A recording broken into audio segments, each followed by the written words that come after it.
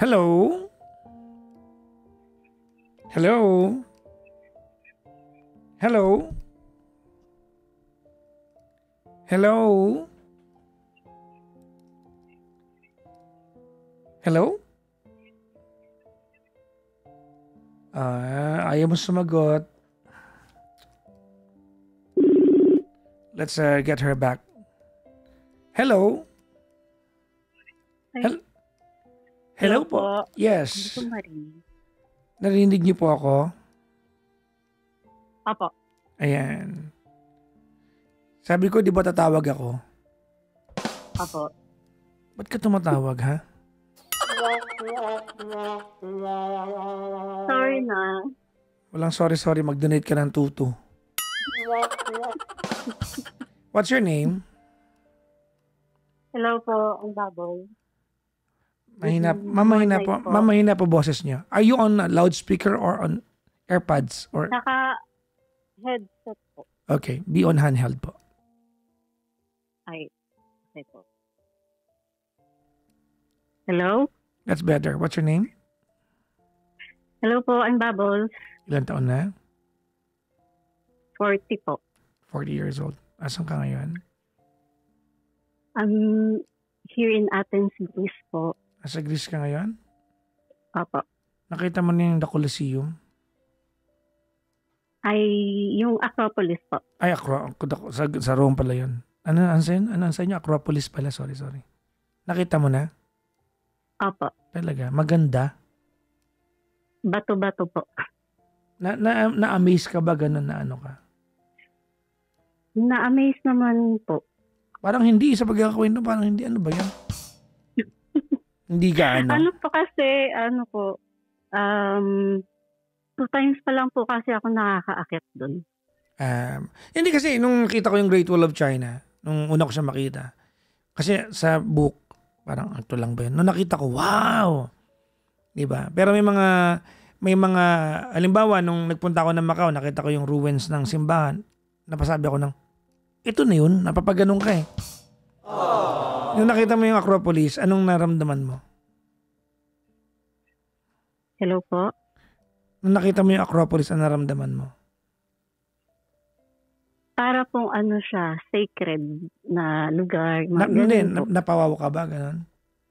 Napawaw naman po kasi po yung view po niya is parang kakaiba sa lahat. Namangha ka. Kasi ancient Opo. yun, di ba?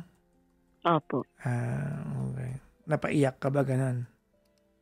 Kinabahan lang po. Parang ngayon. Kinakabahan ka? Hindi ko po alam. Siguro po sa emosyon. Bakit? Anong trabaho niya no? Ni Bubbles ba o Bubble? Bubbles po. May S. Oh, sorry. Kulang ako ng S. Oh. Okay. Sige. Anong trabaho mo dyan, Bubbles? Full-time mom po. Full-time mom. Okay. Opo. Alright. Ilan na anak mo? 2 po. Ilan taon na po yung panganay? 11. 11. Yung pangalawa?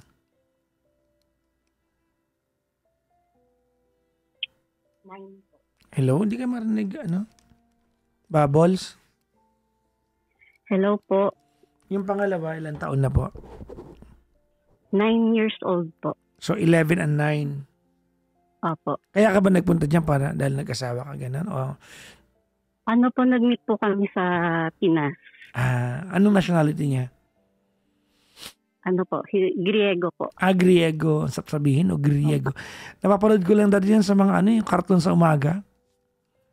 Griego. Yung mga tawag nila. So, nag-meet ka sa Philippines, tapos dinala ka dyan. Opo. Okay. Ba't ka napatawag sa akin? Hingi lang po ng advice. Kasi po Okay. recently po, mga last October po kasi, medyo merong nag-away po kami. And then, medyo po kasi ako parang nag-panic attack. Yung panic attack ko po is to leave the house. So, I left the house for 3 days po. Pero nakumbinsi din naman po niya ako na bumalik. Tapos po, medyo na, nahimasmasan naman po yung, yung utak ko. And then, naging okay naman po. Pero,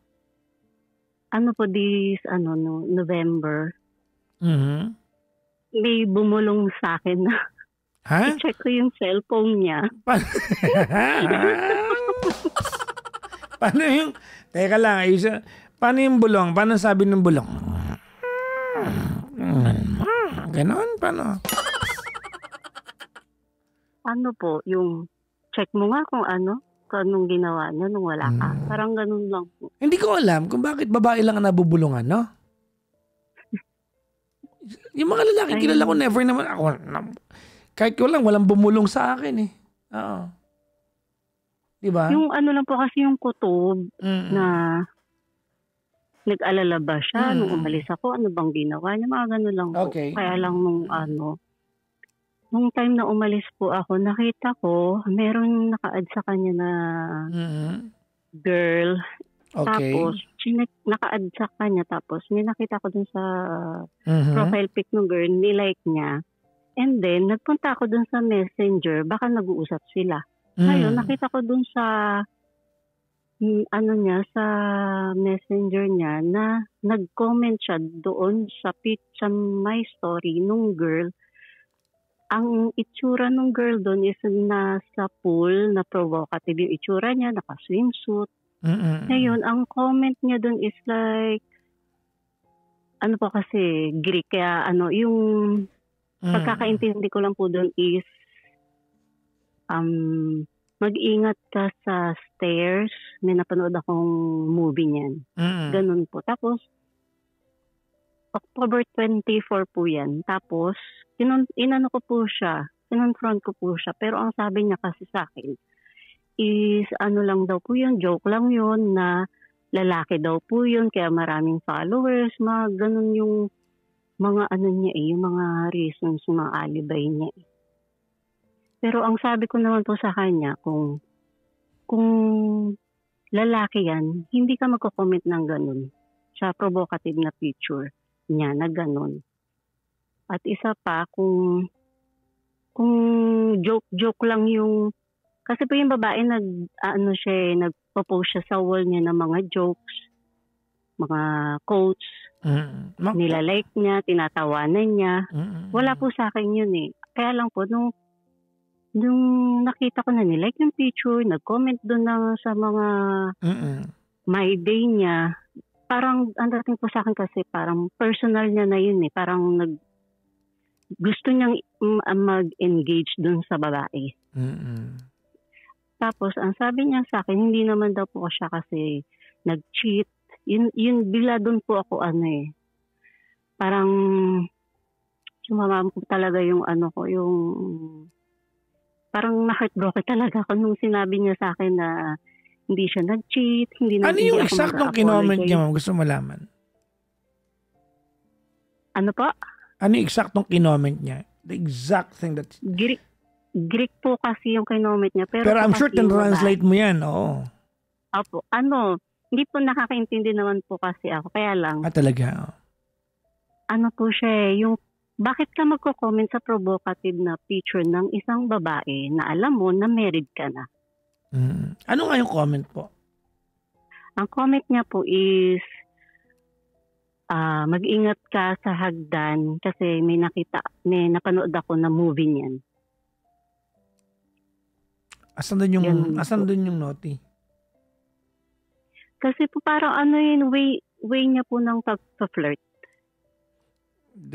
Na para pag nahuli ko siya, hindi siya tawag dito, hindi siya yung mga kalusot siya doon. Pero ang para sa akin lang po kasi gusto niyang makipag-engage doon sa Well, that's your interpretation. babae. That's not what the comment was. I agree with you dun sa part na it's inappropriate that he commented sa isang provocative na post given that he is married. Gets ko yun. But what you're doing right now is you're trying to add another interpretation to fit your narrative. That's what you're doing. Pagawain nyo lang kung ano yung comment niya. Pero huwag mong lagyan.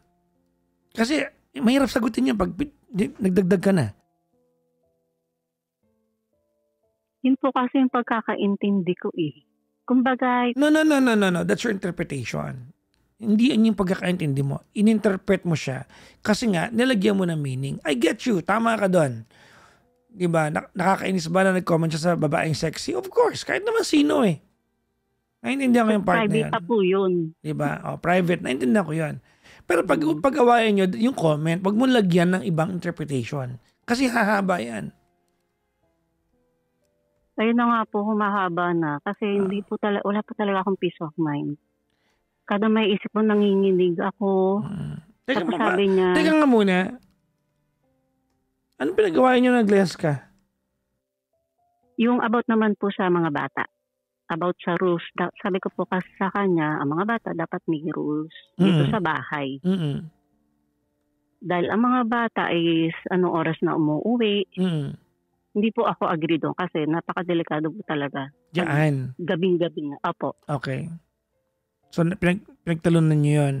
Ang pinagtalunan po talaga namin is hindi po siya nakikinig sa akin. Well, parehas kayo magulang. Hindi pwedeng may tama at may mali sa inyo. Pag kailangan, you have to meet in the middle. Pero ang tanong ko, ba't kailangan maglihas ka? Nagpanic attack po kasi ako eh. Parang ayoko nang magsigawan kami kasi baka marinig ng mga bata. Yeah, pero ba't kailangan maglihas ka nga? Why leave the house? Yun po yung way ko na 3 araw? to feel safe. Opo. 3 araw? Opo. 3 araw may anak ka? Nag-alala ka sa anak mo na uuwi ng late? 3 araw mo di binantayan? Opo. Okay yon?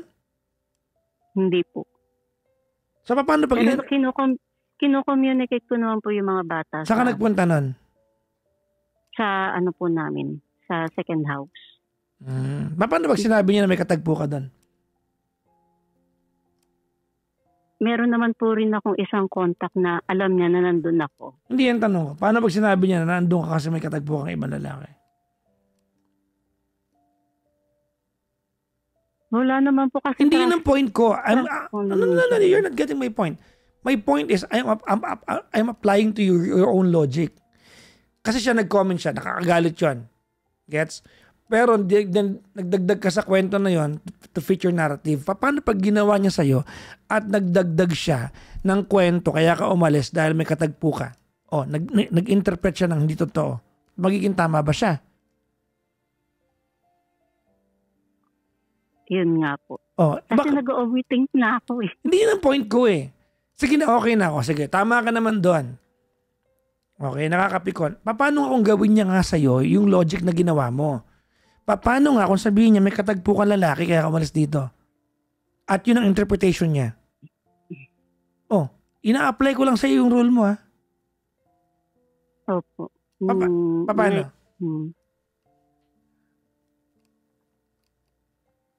Hindi ko po alam.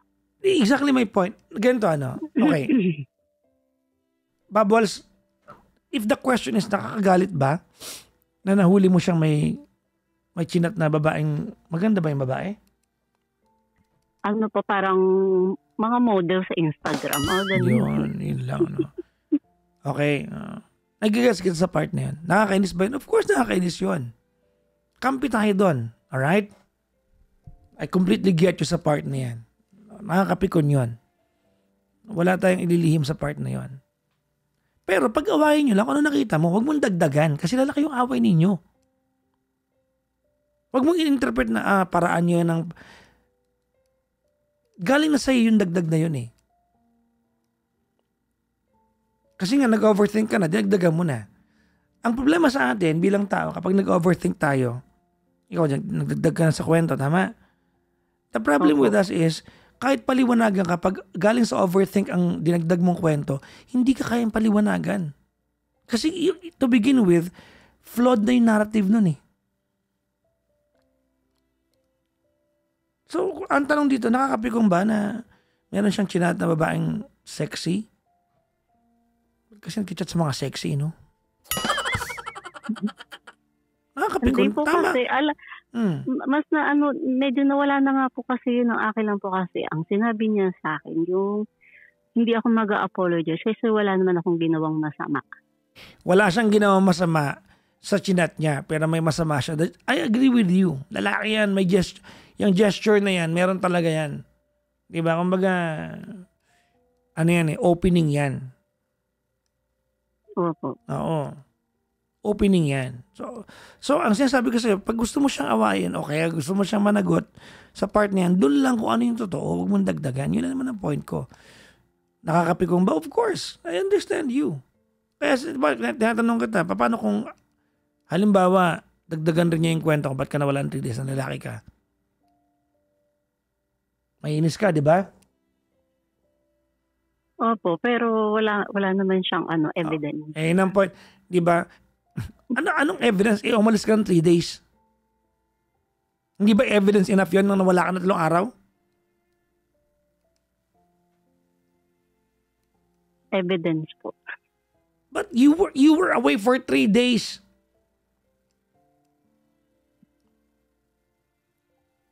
Ang sa akin naman po din po kasi kaya ganon, para maramdaman niya kung gaano kahirap maging full-time mom. But you did not get your point across by leaving for 3 days. Yun nga po. Noon ko lang po kasi yung ginawa. Mali yun. Mali nga po talaga. Well, anyways, mali yung Mr. Ma by sending that comment to another girl. Whatever, di ba? Whatever is the context of what he sent, mali yun. Ang point ko lang, pag-aaway mo siya, doon lang sa nakita mo, wag mong dagdagan. Kasi pag dinagdagan mo, nagpapalaki ka na ng problema. Yun nga po, lumalaki na kasi yung... Dinadagdagan mo nga. Ikaw nga nagdadagdag.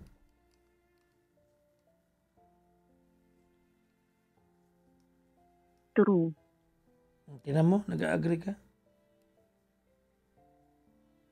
Minsan kasi nanonood na lang ako nawawala. Tapos pag bigla na lang pumapasok ulit sa utak ko. Hindi ko na alam kung paano siya itigil. Ang gusto ko lang naman kasi sa kanya manggaling, magkaroon siya ng accountability na mali yung ginawa niya. Ayun lang naman po talaga yung magkakaroon ako ng peace of mind. Pero wag mong dagdagan nga. Kasi sa kwento mo sa akin, dagdag ka na eh. In-interpret mo na siya na did you get the point? But tell your husband, he's wrong. Mali talaga siya dun. Ano ba sa Greek ang gunggong?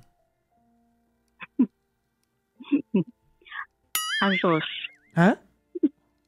Hazos. Hot sauce? Hazos. Ano? Hasos? Hazos. Hazos. Pagkasabi sa kanya, hasos siya. Ha? Pagkasabi sa kanya, tabasco siya. Sabi nito, hotdog. Hindi hotdog. Isos daw. Parang Pinoy din, Isos, no? Well, of course, na. But then again, here we ganito na. Mayroon bang history ng pagluloko yung mister mo? Wala po, siya, mabuti siyang tao. Mabait siyang tao. Well, okay. Siya. Sige. Hindi ko alam. Okay, makinig ka ha, ganito. Good provider, lahat. Wait Hindi lang. ko alam ba't ano nangyari sa kanya. Okay. Kung gano'n naman pala, take it with a grain of salt. Baka naman talagang walang mali siya yun. Yung ginawa niya. Now, ano moral lesson Yun dito? po yung sabi niya sa akin. Para at least next time, hindi niya ulitin. Yun lang yun. Pero kung may, di ba? Kung meron naman siyang history na pagiging mabuting tao, wag mo naman siyang pasamain sa paningin mo. Hindi ko nga po ito kinukwento sa mga kaibigan ko eh. Kinento mo dito, ang nanonood sa atin, 2,100, tapos sa Blue Up, 3,320. Itong pakinuwento. Yun lang. Okay? Okay po.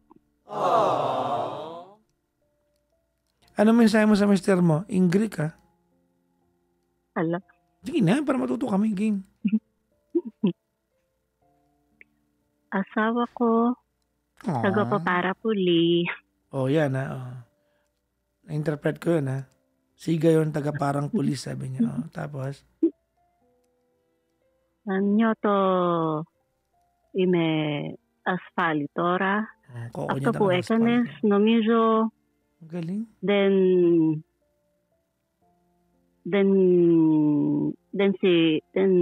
si Menikati.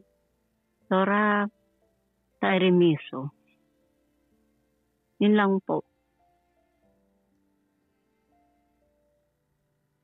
Yun lang po, Papa Jackson.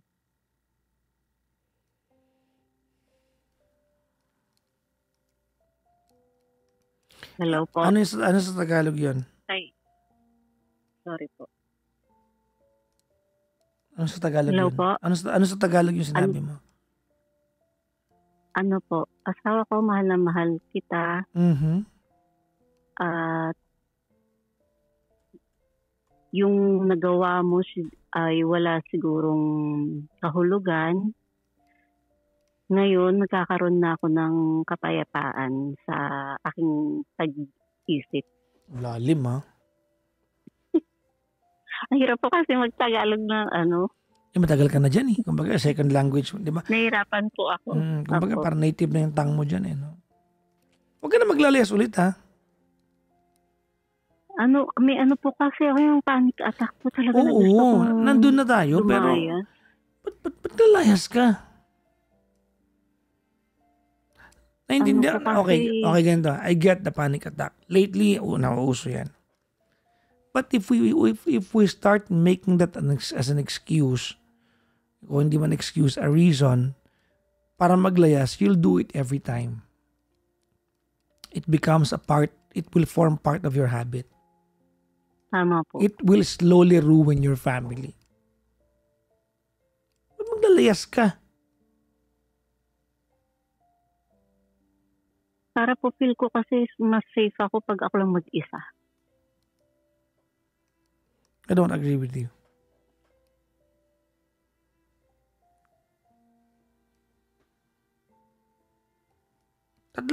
Hindi ako maghapon, 3 araw. Ang ginagawa mo, Natulog lang po maghapon. di ba?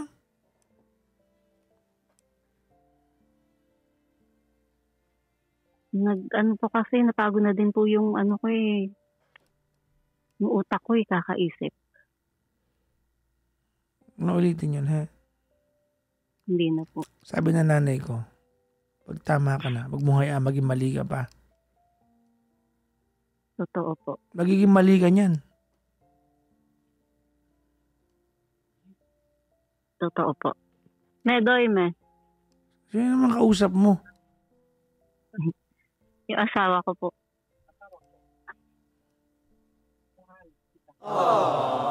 Narinig ko yun, ha? Narinig ka, sabihin mo sa amin kung ano narinig ko. Ano sabi niya? Si Muipes. Ikaw nakatagpo ka ng mabait na asawa, ganyan ka. Apo.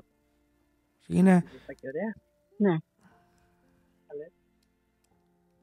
Pogi ba? Pogi, Mr. Mo? Sige Pogi? po. Pogi? Pogi? Super po. Super Saka pogi. mabait. Super. Pero sa utak mo, masama siyang tao. Siguro, malandi, ganun. I-kiss mo na siya. Malandi, ganun. I-kiss mo na siya. Salamat po. Salamat po, Papa Jack. Salamat din po. Thank you very much. Thank you po. Salamat po.